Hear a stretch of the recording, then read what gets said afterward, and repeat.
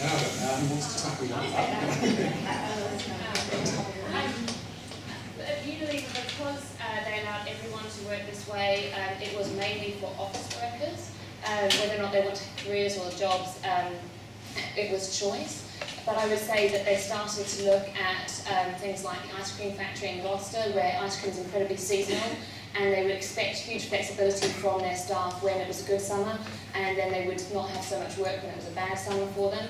And so they wanted to take the concept of agile working and give them greater freedom of how they could move their shifts around, but they branded it agile working so that it didn't become a them and us culture of that's what people in the offices get. So I think it might look a little different, but everyone still likes flexibility and there's ways of making that work. I think it's a great question. Thank you very much for asking it.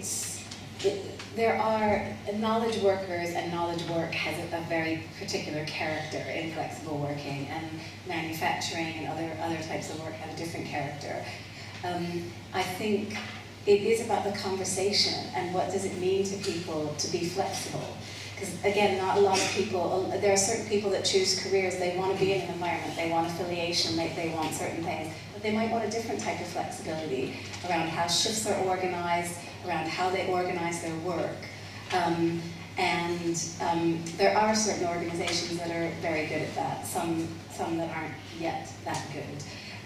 My dad owns his own company, it's a construction company, and he employs 30 people in Detroit. And one of the things that I've been really pushing him on is, you can do this in your own company, you just need to look at it. And he was very unconvinced at first. And he had a chat with his employees, and one of the things that they really wanted was Friday afternoons off in the summer. And he asked them, how would you like to organize that? And they came up with a proposal, and they organized that, and it's been incredibly motivating for them. So I do think there are things that can be done. Sarah, I mean, it's a very profound question. Do you think that's a good answer? Do you think this does work for people who, as you put it, just have jobs rather than careers?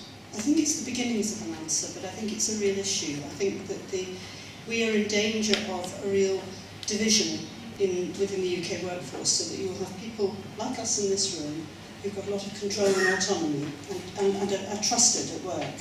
And then I think we're in danger of a huge rump of people who are going to be on 0 hours contracts or the equivalent, who don't have status, who don't have value in the eyes of their employers. And so my feeling is that we have to do something to educate the organisations who employ us all to see the value of people who are lower paid, lower status, who are never going to hit the management heights, but who are actually absolutely fundamental to service delivery.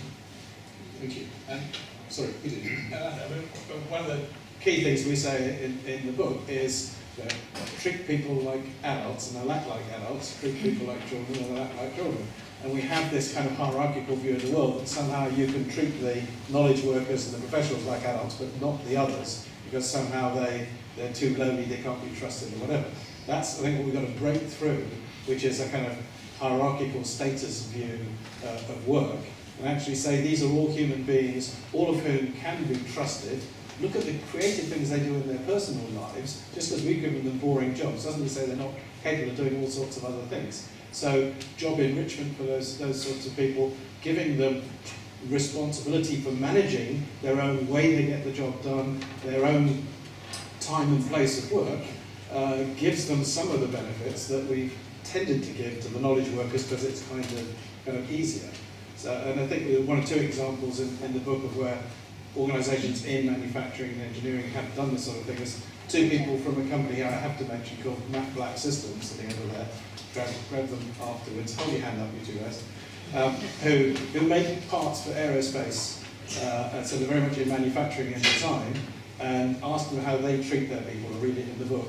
They do really give them total responsibility for everything.